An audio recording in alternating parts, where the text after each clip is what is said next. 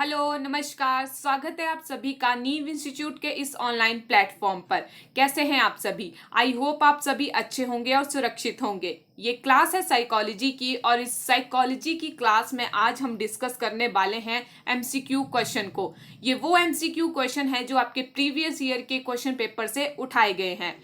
तो चलिए बिना टाइम वेस्ट किए आज की जो हमारी क्लास है उसे अब हम स्टार्ट करते हैं। स्क्रीन पे पहले आपको दिख रहा होगा मिशन एचपीएसएससी। इसका क्या मतलब है? इसका मतलब है जितने भी एग्जाम आपके एचपीएसएससी के अंडर आते हैं, मेनली नीव इंस्टीट्यूट उन सभी एग्जाम को जो है वो टारगेट करता है।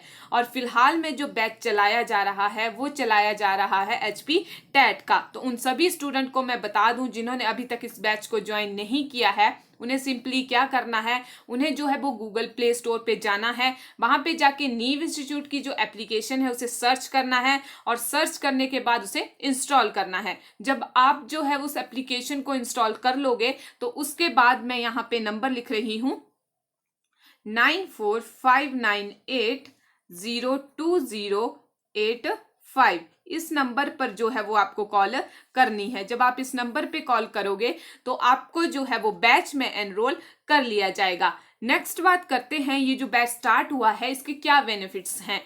फर्स्ट आपको यहाँ पे दिख रहा होगा 1 वीक डेमो फ्री, सेकंड है डेली क्लासेस, थर्ड है वीकली टेस्ट एंड क्यूजेज और फोर्थ है डाउट क्लासेस। ये सारी बात होगी ये जो बैच स्टार्ट हुआ है और इसके क्या बेनिफिट्स हैं। जो मोस्ट इंपॉर्टेंट बात आती है वो ये आती है कि ये जो बैच स्टार्ट हुआ है इसकी जो फी है वो कितनी होगी। तो अगर मैं फीस की बात करूं तो यहाँ पे फी रखी गई है 1999, यानी कि 2000 रुपए के अंदर यहाँ पर आपको एक फुल कोर्स जो है वो देखने को मिलेगा।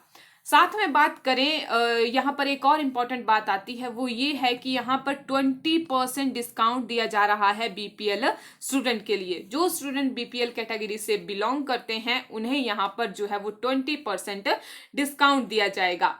तो ये सारी बातें हमारे होगी बैच से रिलेटेड और साथ में उसके फीस से रिलेटेड। तो चलिए आज की जो हमारी क्लास है, जो आज हम एमसीक्यू क्वेश्चन को डिस्कस करने वाले हैं, उसे अब हम यहाँ से स्टार्ट करते हैं।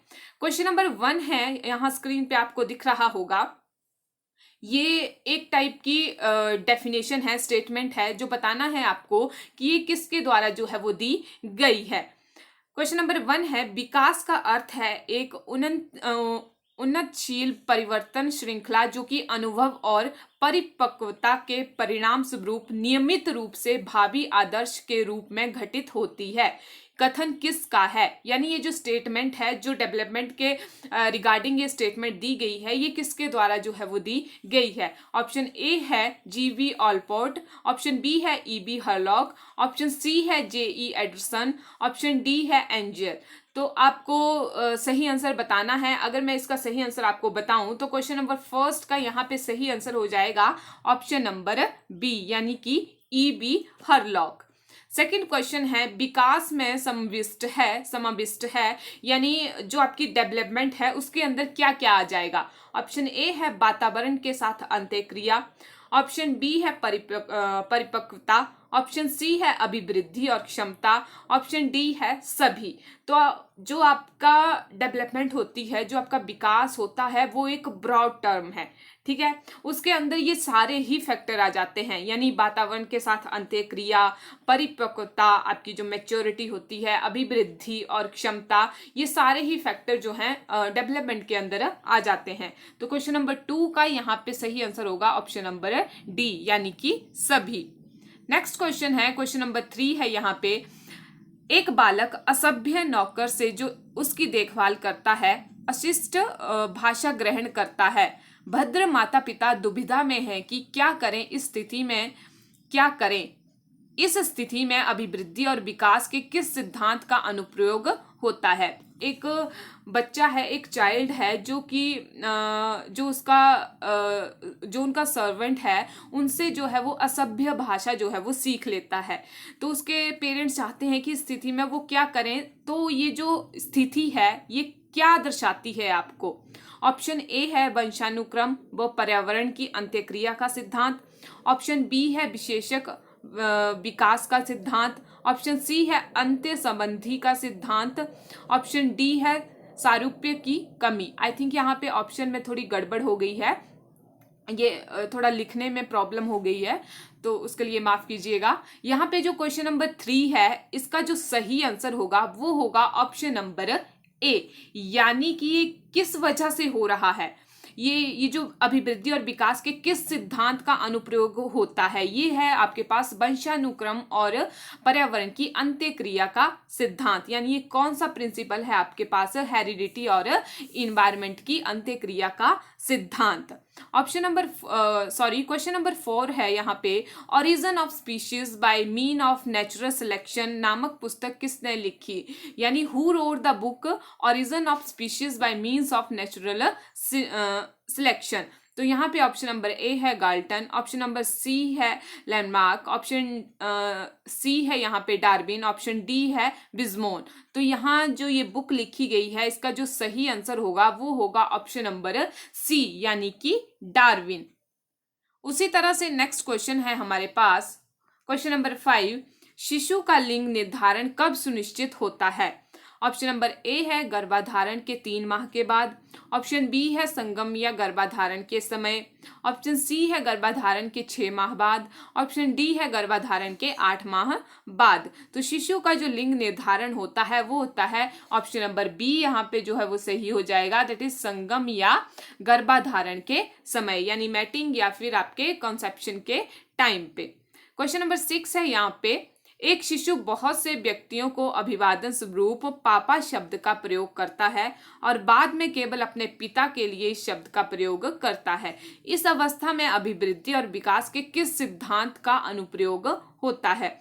तो इस अवस्था में कौन सा सिद्धांत या कौन सा प्रिंसिपल है जो डेवलपमेंट का यहाँ पे उपयोग हुआ है, प्रयोग हुआ है। ऑप्शन ए है समरूपता कर अभाव का सिद्धांत, ऑप्शन बी है विकास सामान्य से विशिष्ट प्रतिपादन की ओर अग्रसर होता है, ऑप्शन सी है एकीकरण का सिद्धांत, या ऑप्शन नंबर डी है अंत्य संबंधों का सिद्धांत।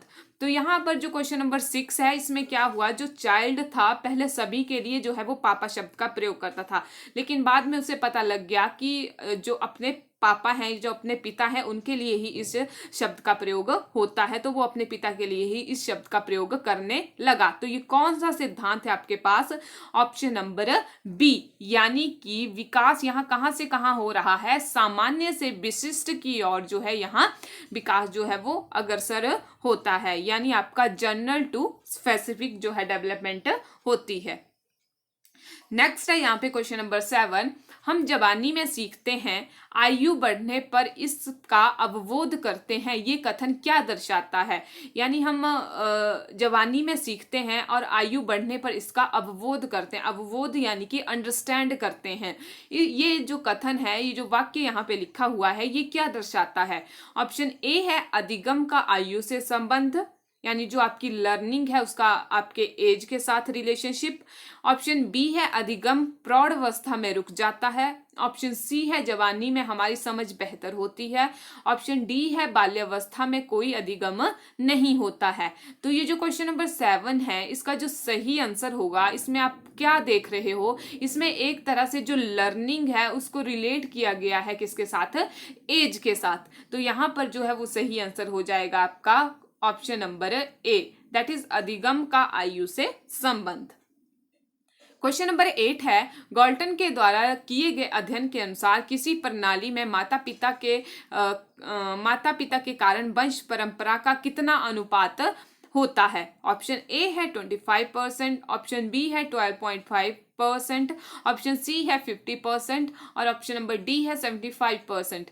तो यहाँ पर जो सही आंसर होगा क्वेश्चन नंबर 8 का, वो कितना होगा आपके पास, 50%, यानी ऑप्शन नंबर सी जो है यहाँ पे करेक्ट होगा, दैट इज 50%। नेक्स्ट हम देखते हैं क्वेश्चन नंबर 9 है, किशोरावस्था के दौरान कौन से सामाजिक विकास अवलोकित किए जाते हैं। यानी कि जब किशोर अवस्था होती है, आपको पता है जब स्टेजेस ऑफ डेवलपमेंट आपने पढ़ी थी, जो किशोर अवस्था होती है उसमें कौन से सामाजिक विकास होते हैं, यानी कौन सी सोशल डेवलपमेंट होती है। ऑप्शन ए है काम के प्रति चेतना, ऑप्शन बी है मैत्रीपूर्ण संबंध, ऑप्शन सी है सामाजिक चेतना, या ऑप्शन नंबर डी है उपयुक्त सभी। तो यहाँ पर जो ये जो उपयुक्त सभी यानी ऊपर के जो तीनों फैक्टर यहाँ पे लिखे हुए हैं, ये सभी जो है वो आपके सोशल डेवलपमेंट या सामाजिक विकास के अंदर जो है वो आते हैं, यानी काम के प्रति चेतना, मैत्रीपूर्ण संबंध और सामाजिक चेतना। तो यहाँ पे क्वेश्चन नंबर 9 का जो है वो ऑप्शन नंबर डी जो है वो करेक्ट हो जाएगा, दैट इज उपयुक्त सभी। क्वेश्चन नंबर 10 है सक्रिय अधिगम होता है जब, यानी कि जो एक्टिव लर्निंग है वो कब होगी। ऑप्शन नंबर ए है अध्यापन सक्रिय पर आधारित हो, ऑप्शन बी विषय की प्रस्तुति में अध्यापन की सक्रिय भागीदारी हो, ऑप्शन सी है अधिगम की प्रक्रिया में विद्यार्थी की सक्रिय भागीदारी हो, या फिर ऑप्शन नंबर डी अध्यापक और छात्र के बीच उचित अंत्यक्रिया हो। तो आप सभी जानते हो जो एक्टिव लर्निंग है, सक्रिय अधिगम है, कब होगा, जब बच्चा जो है वो एक्टिव होगा। उस क्रिया में जब बच्चा एक्टिव होगा तब जो अधिगम होगा वो सक्रिय अधिगम जो है वो आपके पास कहलाएगा। तो यहाँ पर क्वेश्चन नंबर 10 का सही जो आंसर होगा वो होगा ऑप्शन नंबर सी, यानी कि अधिगम की प्रक्रिया में विद्यार्थी की सक्रिय भागीदारी होगी, तब जो है वो सक्रिय अधिगम आपके पास कहलाएगा। उसी तरह से हमारे पास नेक्स्ट क्वेश्चन है क्वेश्चन नंबर 11, बुद्धि मनुष्य की स्वदेश्य कार्य करने, विवेकपूर्ण चिंतन करने, वातावरण से प्रभावी व्यवहार करने की समग्र क्षमता है। ये परिभाषा किसने दी, यानी इंटेलिजेंस की ये जो डेफिनेशन है, ये जो बुद्धि की जो डेफिनेशन है, ये किसके द्वारा दी गई थी। ऑप्शन ए है डेविड वेशलर, ऑप्शन बी है जेम्स रॉस, ऑप्शन सी है विलियम जेम्स, या ऑप्शन डी है वर्ट। तो यहाँ पर जो ये डेफिनेशन है, जो इंटेलिजेंस की डेफिनेशन दी गई है, ये दी गई है, यहाँ पे आपका जो सही आंसर होगा वो होगा ऑप्शन नंबर ए, यानी कि डेविड वेशलर। क्वेश्चन नंबर 12 है तार्किक गणितीय बुद्धि क्या है। यहाँ पे लॉजिकल मैथमेटिकल इंटेलिजेंस के बारे में पूछा गया है कि वो क्या है। ऑप्शन ए है ये गणितीय की समस्याओं को हल करने से संबंधित है, ऑप्शन बी है ये सौंदर्य भावना को विकसित करने की योग्यता है, ऑप्शन सी है यहाँ पे ये दूसरों को समझने की योग्यता है, ऑप्शन डी है ये अपने आप को समझने अपने आप को जानने वो समझने की योग्यता है। तो जब यहाँ क्वेश्चन में ही बात की गई है तार्किक गणितीय बुद्धि, यानी आपकी लॉजिकल मैथमेटिकल इंटेलिजेंस जो है वो किससे रिलेट होगी, तो ये एक गणितीय की समस्याओं को हल करने से संबंधित होगी, यानी क्वेश्चन नंबर 12 का यहाँ पे सही आंसर हो जाएगा ऑप्शन नंबर ए। इसी तरह से नेक्स्ट क्वेश्चन है हमारे पास क्वेश्चन नंबर 13, इस जगत में मनुष्य में भेदभाव है, यानी कि जो इंडिविजुअल डिफरेंसेस होते हैं उनका बेस क्या क्या है, किस वजह से जो है हर एक पर्टिकुलर पर्सन दूसरे पर्सन से जो है वो अलग होता है। ऑप्शन ए है रंग और शारीरिक आकृति के आधार पर, हाँ जी ये तो होता है, रंग और शारीरिक आकृति के आधार पर एक पर्सन दूसरे पर्सन से अलग हो सकता है। अभिरुचि और अभिवृद्धि के आधार पर, बिल्कुल अभिरुचि और अभिवृद्धि के आधार पर भी पर्सन अलग हो सकते हैं। बुद्धि और रुचियों के आधार पर, बुद्धि और रुचियों के आधार पर भी पर्सन जो है वो अलग हो सकते हैं, या ऑप्शन नंबर डी है यहाँ पे उपयुक्त सभी। तो इस क्वेश्चन का जो है वो सही आंसर क्या हो जाएगा, उपयुक्त सभी, यानी क्वेश्चन नंबर 13 का जो सही आंसर होगा उपयुक्त सभी। क्वेश्चन नंबर 14 है यहाँ पे बुद्धि लब्धि की सामान्य सीमा क्या है, यानी जो आपके पास इंटेलिजेंट कोशेंट होता है वो एवरेज पीपल के लिए क्या होता है, यह सामान्य सीमा क्या होती है। ऑप्शन ए है 130 से अधिक, ऑप्शन बी है 90 से 110, ऑप्शन सी है यहाँ 71 से 80, या ऑप्शन नंबर डी है 70 से कम। तो यहाँ पर जो एवरेज हमने देखा था जब हमने वो चार्ट पूरा पढ़ा था, तो वहाँ पे जो अगर सामान्य सीमा या फिर एवरेज रेंज की बात की जाए इंटेलिजेंट कोशेंट में, तो वो कितनी थी, 90 से 110, यानी ऑप्शन नंबर बी जो है आपका यहाँ पे बिल्कुल सही हो जाएगा। 130 से प्लस हम किसके लिए लेते हैं, जो आपके पास गिफ्टेड बच्चे होते हैं या गिफ्टेड चिल्ड्रन जो आपके पास होते हैं। और जो 71 से 80 तक होते हैं उनमें हम किसको कंसिडर करते हैं, उनमें जो है हम बॉर्डर लाइन को कंसिडर करते हैं। और जो 70 से कम होते हैं उन्हें किस में कंसिडर करते हैं, उसमें जो है हमारे पास फीबल माइंड जो है वो हमारे पास आ जाते हैं। तो ये सब रेंजेस जो है वो आपको पता होनी चाहिए। नेक्स्ट क्वेश्चन देखते हैं हम। क्वेश्चन नंबर 15 है यहाँ, फ्राइड के अनुसार आक्रामक व्यवहार का संबंध निम्न में से किससे होता है। ऑप्शन ए है कुंठा, ऑप्शन बी है तनाव, ऑप्शन सी है जीवन मूल प्रवृत्ति, या ऑप्शन नंबर डी है मृत्यु मूल प्रवृत्ति। सिगमंड फ्राइड के द्वारा जो है मैंने आपको बताया था, एक डेथ इंस्टिंक्ट दिया गया था और एक आपके पास लाइफ इंस्टिंक्ट जो था वो दिया गया था। तो ये जो आक्रामक व्यवहार है ये किसके अंडर आएगा, ये आएगा आपका मृत्यु मूल प्रवृत्ति, यानी आपका किसके अंडर, डेथ इंस्टिंक्ट के अंदर। ये वाला जो बिहेवियर है आपका आक्रामक व्यवहार का, ये आपका डेथ इंस्टिंक्ट के अंदर जो है यहाँ पे आ जाएगा, यानी ऑप्शन नंबर डी जो है यहाँ करेक्ट हो जाएगा, मृत्यु मूल प्रवृत्ति। क्वेश्चन नंबर 16 है, निम्न में से शब्दों को ना पहचान पाना किस प्रकार की अधिगम अक्षमता है। यहाँ से आपको बताना है कि जो लर्निंग डिसेबिलिटी है जिसमें आप शब्दों को नहीं पहचान पाते हो वो किस प्रकार की डिसेबिलिटी होती है। ऑप्शन ए है डिसलेक्सिया, ऑप्शन बी है डिस्ग्राफिया, ऑप्शन सी है डिस्कैलकुलिया और ऑप्शन डी है यहाँ पे इनमें से कोई नहीं। तो आपको पता है जब हम शब्दों को सही से नहीं पढ़ पाते हैं, यानी जो बच्चा 100 को वॉज पढ़ता है, इस तरह की जो है वो कंफ्यूजन होती है, तो उस अक्षमता को हम क्या बोलते हैं, उसे हम बोलते हैं डिसलेक्सिया, यानी ऑप्शन नंबर ए जो है यहाँ पे सही हो जाएगा।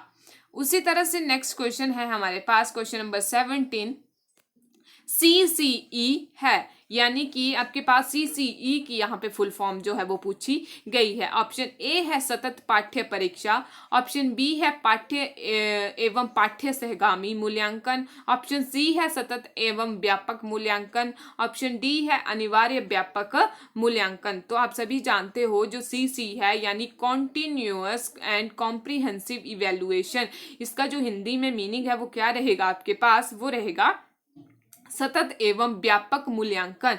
यानी क्वेश्चन नंबर 17 का ऑप्शन नंबर सी जो है यहाँ पे करेक्ट हो जाएगा, दैट इज सतत एवं व्यापक मूल्यांकन। क्या था आपके पास, कॉन्टिन्यूअस एंड कॉम्प्रिहेंसिव इवेल्युएशन। अभी हमने लास्ट वीडियो में उसको डिस्कस किया था जिसमें हमने आपके पास समेटिव और फॉर्मेटिव असेसमेंट के बारे में पढ़ा था, डिटेल में जाना था कि क्या होती हैं फॉर्मेटिव असेसमेंट, क्या होती हैं, उनकी वेटेज क्या होती है, स्कॉलेस्टिक एरियाज क्या होते हैं, को स्कॉलेस्टिक एरियाज जो है वो क्या होते हैं। तो इसके बारे में जो है हमने वीडियो में जो है वो डिटेल में डिस्कशन जो थी वो की थी। क्वेश्चन नंबर 18 है, संज्ञानात्मक विकास से संबंधित है।